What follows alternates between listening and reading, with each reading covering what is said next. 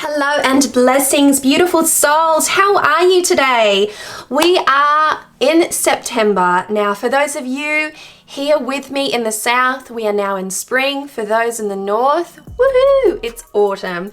So I thought that I would do an August favorites just to warm myself up and get back to making videos. I've got a lot of videos that I would love to make for you, and I thought that I would start off with a really fun, friendly August favorites and begin there, if you know what I mean. So let's get started. In no particular order, I'm just gonna go for it. Like go for it. So I might as well start with decks.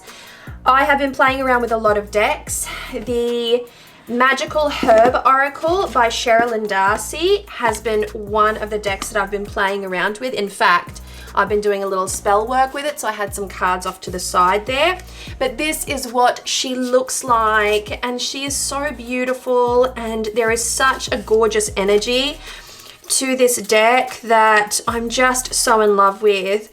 I found that this deck really gravitates with specific personalities. I tried it out at a baby blessing and it went down so well. People absolutely loved the deck and the energy that the deck had to bring. Oh, it's all topsy-turvy because other people have been playing with it. You know how it is, people with cards, right? We all have a way of doing things, and then someone comes around to play with them and suddenly all hell breaks loose. All right, so this is the Magic of You, Sherilyn Darcy. It has one of the prettiest card backs I have ever seen, and it is a Rockpool published deck. It has a really great little guidebook. The guidebook is so informative. It has, like, you know, little spells to go with it, and you know, they're very simple, they're very easy. Even the most beginner of beginner practitioners can really get stuck into it and have some fun with this one. So the Magic of You Oracle by Sherilyn Darcy, absolutely beautiful. Love it, love it, love it. Have been having a great time with it. All right, so the Magic of You Oracle is the next deck that I would like to show you. And this deck, in fact, surprised me a little bit because I thought that I would only use it for myself. But of late, I have been using it in the context of spirit work sessions with my clients and just pulling a little bit of wisdom out of it that way. And I've been using it alongside another Oracle deck. So this is the Magic of You Oracle, also by Rockpool. This is the back of it. This one was made by Fiona Horn, and this one is a deck that I absolutely love. Absolutely love. This is, believe it or not, this deck is photo manipulation, but it's the best photo manipulation I've ever seen in my life. And for that, I'm very grateful for, because I typically don't enjoy photo manipulation, but the artist here has done such an incredible job that I'm in love with it. I'm fully in love with it. This deck is very deep. It's very intricate. It's quite profound. The guidebook is something similar to the Magical Herb Oracle, in the sense that it has little rituals and little spells that you can do. It has the meaning, it has little rituals and spells, and it's a very personal deck for those who want to do a little bit of magical development, maybe who want to play around with the idea of ritual and spell in daily practice. I would highly recommend this deck as one for daily draws, especially in context to journaling and things of that nature, and personal reflection and meditations. I have found this to be such a beautiful deck to work with. I can't say enough good things about it. Really highly recommend it, put it that way. Another deck that I've been playing around with throughout the month of August is the Antique Anatomy Oracle. This deck is one that I haven't played around with in a very long time, so I thought that I would get it out and have some fun with it, and I'm so glad that I did. It complements the Magic of You Oracle really well. It brings a different flavor and a different intensity, and I love how quirky it is. It's like antique anatomy, yes, but there's a floral motif situation happening, and it's very straightforward keywords: anger, beauty, goddess, listen, union, observe, opposition, God. There's also a goddess. And it's very straightforward, it's very intricate, and it's very beautiful. I hope I'm in frame there. But I have just had such a great time using this alongside the Magic of You at the very end of my readings. And for those who care, I have this one paired with a little labradorite. Labradorite, could I speak? And last but by no means least, Chris Ann Donnelly's Sacred Creator Oracle. Let's have a look at the guidebook first and foremost, because she is robust. Like, this is a fantastic guidebook, especially for creatives. If you are in a creative slump, which I was, hence why I gravitated towards this deck, then if you are in that position as well, you will really benefit from playing around with this deck. And I love it. As far as journal prompts, creative manifestation work, and just awakening to a different perspective and a different energy, it is such a brilliant deck. Chris Ann has done a phenomenal job on this deck. It is fantastic quality. It is absolutely beautiful to look at, aesthetically pleasing, absolutely. It is just highly, highly functional. Is it all upside down? Oh, we're going to do that, are we? So it's all mixed in together. I did take this one away with me recently as well, and others played around with it, hence why it is all topsy-turvy. But I really, really love this deck, and I really love what it can do for you. As I was struggling with creative blocks and with trying to re-inspire myself, a lack of creativity, fatigue, creative fatigue, a creative burnout in some instances as well, I really thought that doing a little bit of work with the Sacred Creator Oracle would actually help me to put me on a different path and to see things from a different perspective. And I'm so glad that I went with my gut on that one, because it really did do wonders for me, and I'm feeling the spark again. And many people have said to me, wow, it's so good to see you come alive again. And you know, I know that that's largely because I've been doing the work, yes, but also because I have been working with the right tools for me in my situation, in my context. Because let's face it, we all need different things in life, don't we? So that's the Sacred Creator Oracle by Chris Ann, an abundant journey for your creator soul. And indeed it is. All right, so I guess it's time to do a little tarot. I'm still playing around with the, oh my gosh, the Ansata Tarot, which is a Mages Only deck. I'm pulling out the Sun and Moon there. This is the Ansata. It gets an honorable mention because I do go on about it a bit. I love this deck. It is my opening deck for just about every damn reading that I do. Depending on the reading, of course. I don't really feature it in spirit work sessions, but it is a Mages Only deck. This is the German edition. I got it on a buy, swap and sell here on Facebook a little while back, and I haven't been able to put it down. So, loving it, still using it. We're going strong. It's right now one of my ride or die, in the sense that I can't seem to conduct a reading without it. So there you go. I haven't swapped it out for any other Mages Only, although I do have ideas. I'm back there with the Sun and Moon. So the Sun and Moon Tarot, I just don't even know how to talk about this deck without saying I love it. It is not a deck that I find absolutely visually stunning, but it is a deck that is such a great reader. It's the experience that I have using this deck that keeps me coming back to this deck time and time again. The artwork is simple, it's playful, it's colorful, it's got an easy breezy feel to it, but the messages that the Sun and Moon deliver are hard hitting, they're clear, they're concise, they're a little bit on the cheeky side.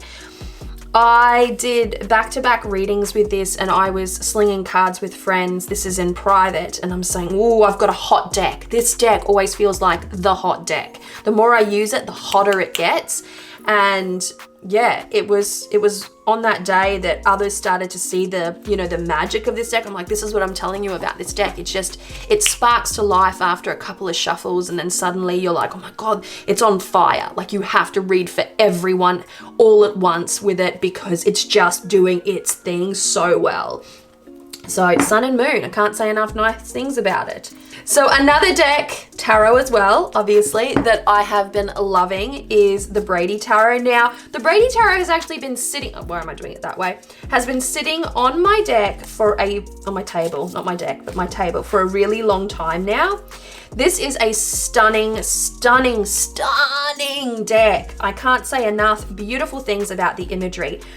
But I have held off on using it. It's just been sitting there. It's been sitting there. And then suddenly, you know, a friend of mine said, can you pull some cards from me? And I'm like, what the hell? I'll pull from the Brady. And, oh, wow. It sort of like threw me off balance straight up. And I reached for the guidebook a couple of times because the suits, I wasn't familiar with the structure of the suits. But now that I am, it makes perfect sense. The Brady Tarot also goes a little bit, or leans more into the Thoth style system, but it's such good quality. The cardstock is so thick, it's beautiful. It gives such an interesting reading. Like, it's very like wise man, wise woman, wise persons, as far as the energy goes. And there's an intensity, there's a quiet intensity to this deck that feels a little bit like the Mary L Tarot, if I'm being perfectly honest. Although the artwork is not similar in any way, there's a quiet intensity to the Mary L. In many cases, the Mary L is obtuse as far as that intensity goes. And I love it for that reason. It's very unique. This one follows suit in its own way, I must say. So very interesting, and I'm having a great time working with it. All right, I'm gonna do oils and sprays now. I feel that's a good idea.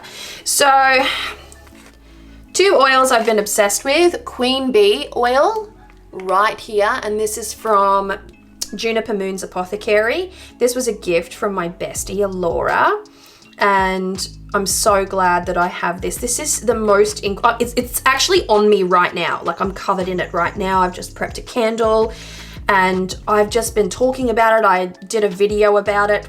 I made an absolute mess with this. Look at how oily my hands are, like, because I just used it. So it's all over me. I just made the most of it and like rubbed it all over my clothes. It's all over my table, but I'm absolutely loving this. Just for getting things done. And because I've been lacking a little bit of that creative spark, that creative drive, I really do attribute the final success of the Bone Stone, getting it across the line, everything that's been happening with it, to this oil in particular. And I needed something extra to just get me over the line. Everything was really cloudy and ambiguous for a while there, and I'm just like, let me just find that power again. Like, let me find that charm. Let me find my spark, my fire, because it was sorely lacking. So Queen Bee, for the win, I might add. Highly, highly recommend it. Highly recommend it.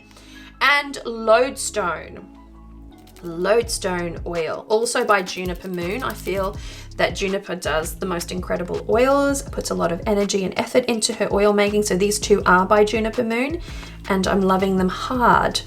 Lodestone, great for attracting specific things, and I've been working on attracting just a better time of it of late. So that is, you know, something that I've been working on personally and privately, but also I thought that I would share these magical oils with you because, let's face it, they have been game changing. I also have Orange Blossom, a floral hydrosol. This is by Earthly Alchemy, and I have been loving this on the shelf in my room here on my altar. I've just been using it a lot, like more than a lot, like a lot. And it just sort of like sparked suddenly and said, use me. So I started to use it. Yeah, I agree with it. It agrees with me. I agree with it. When I like something, I just like it. When I like it, I have to talk about it. When I like it, I'm devoted to it. And I have always been a big fan. Nana's Garden Potion's another good one. I'm running very low.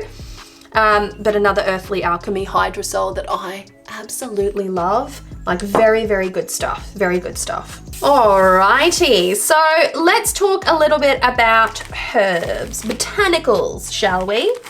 So I've got some little baggies here by Elder Tree Apothecary. I have all of these botanicals in jars as well, but my jars are too big and I have these ones right here. So I have been dipping in and reaching in and grabbing these, or grabbing my herbs from these little baggies. It just makes things easier because I have them at my feet. It's practicality, okay? So I have here blue cornflower, I have red rose petals, and I have lavender. I have been using all of these in weird and wonderful and beautiful ways, in shaker jars, in charms, to sprinkle on my doorstep, to place on my candles, to just strewn about the room, mixing them in incenses. Oh, spellcraft, spellcraft, spellcraft. Love it, love it, love it. And I've been having an incredible time. So lavender in particular has been wonderful for me. Blue cornflower, I find it really magical. I find blue cornflower really magical. And so I just needed a little extra creativity, a little extra spark, and I thought blue cornflower. Lavender, very healing, very calming, very soothing, very prosperous as well, I might add. And I needed some of that healing energy. And then red rose, I've talked about rose before on my channel. Rose is of the mother, specifically my mother, and so I just needed a little nurturing during this time. It's been a tough time for many people, and you know, I just needed a warm hug, and I needed some, you know, some positive mummy vibes in my life. I felt very like my inner child was not thriving, put it that way, so I needed just a little something extra there. So I went for red rose petals, which was fantastic. All right, we are at crystals now. Believe it or not, I've been playing around with rose quartz, trying to repair my cold heart. Yes, it's true. I typically work with jade or true turquoise for like heart chakra type of work, but of late I have been gravitating towards a more gentle energy, and I feel like I need to do some work and heal my relationship with rose quartz because it has been broken for years and years and years and years. So I have been working with rose quartz. I know that rose quartz is a very gentle stone, and I think I need more gentle energy around me. I needed that, you know, that loving, calm, gentle, unconditional love vibe of late. That's what I needed, so I went for it. You know, I went for it and I worked with it. I also have this beautiful piece of fluorite that came in a witch's moon, and I absolutely love it. It is the primary tool that I use for carving candles, believe it or not. It helps me to focus, it helps me to align my thought processes, and I find that that is particularly useful when I'm carving candles because that requires a great deal of focus. I just used it, which is why I'm doing these ones, because I just used it for my new candle that I just carved up right then and there. Might as well put some of the oil that I have on my hands on it. Waste not, want not. And then lastly, this beautiful piece of blue kyanite, which also came in a witch's moon, believe it or not. They do provide the most beautiful, beautiful crystals. Now, blue kyanite is something that I have been using to work with the alignment of my subtle body. It is a fantastic stone for consciously and unconsciously aligning the meridians in the body, specifically working with the Hindu chakra system. And this stone has a wonderful, wonderful impact, especially as far as metaphysical maintenance goes. So holding it, grounding and centering and just allowing it to work. I find it's really great for coupling with Tibetan singing bowls or crystal singing bowls or chanting of any description. Like, I really love working with this stone for that reason. I would also like to get a smoother piece of this, like palm stone, because this one's a little awkward to hold on to, but it's what I have and it's what I use. So I'm not too picky when it comes to that kind of thing. But a beautiful, beautiful stone to work with, and something that I would highly recommend for anybody who's wanting to, you know, sort of introduce a type of metaphysical maintenance practice to their practice as a whole. So yeah, beautiful. Okay, so the last items that I want to show you are a little bit bigger. Okay. This is my statue of Emanja. This was created by Anna Tourian. She is absolutely beautiful. Look at her, detailed and gorgeous and amazing and incredible. So this is Emanja. I'm a daughter of Emanja Soba in my ancestral practice, and I share the same Emanja as my grandmother did. This statue was lovingly made for me some years ago, and this is particularly after I came back from Brazil and a lot of things changed, and I did a ritual over there, and I did a ditada and a little rite of passage kind of thing, and I was very confused. I didn't have a statue of Emanja, and she had come back into the forefront as far as my ancestral practice goes, and Anna saw that video and she made me this and sent it to me because she is a beautiful, loving friend, but she also does incredible work. And now I can't seem to get along well with any other statue because Anna does pour a lot of soul and a lot of magic into her statues. This is another Anna Tourian statue of Ansata. Some would know this Odisha as Oya. And I have this beautiful, beautiful statue of Ansata, and she sits to my right, Emanja to my left, white candle, red candle. You know how it goes. And I don't know, I just love these statues, and they are really, really a monthly regular favorite, because I use them, I work with them, I anoint them, and I can't get by without them. I really can't. I can't imagine my life without these statues, to be perfectly honest. I can't imagine my practice without these statues. And if anyone's curious what I use to anoint my statues, I use this oil here, which is abramelin. Really beautiful for anointing magical tools, and I use it for my statuary, and I use other oils as well, such as, where are you?